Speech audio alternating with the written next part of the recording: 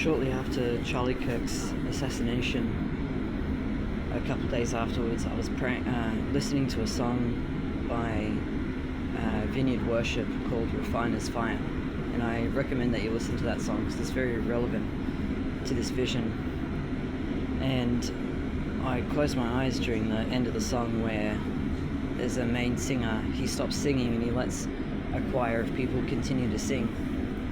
And I saw a church, and it was one I grew up in, and Charlie Kirk was sitting there at the very back of the church, and facing the back of the church, and he had this white garment over him with these colourful stripes on it, and he just got up. Well, he stopped singing because it was as if he was the main singer throughout the whole song, and then he stopped and he was allowing the rest of the people singing to take over, to have, to continue the song. And then he got up silently and laid down on his face as if he was worshipping God, right in front of a place of the church at the very back corner where we would light candles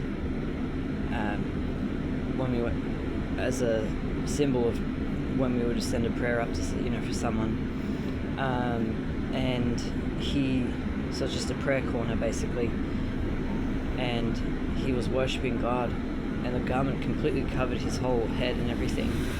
And I looked and I saw that he disappeared underneath the cloth. It just fell down and he was gone.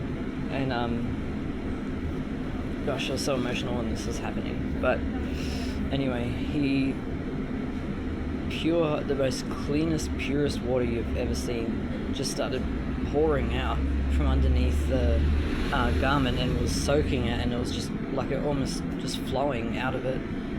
And I saw someone come and pick up the garment and fold it as if it was, a sheet that was ready to use, washed, dried and clean, and ready to put into a closet, and then ready to be used.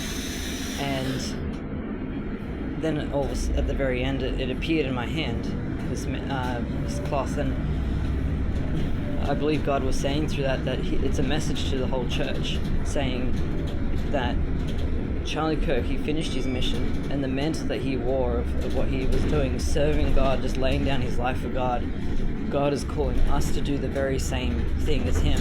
He's giving that into our hands. And I recommend you pray about this vision and ask God to convict your heart on how he wants you to do that.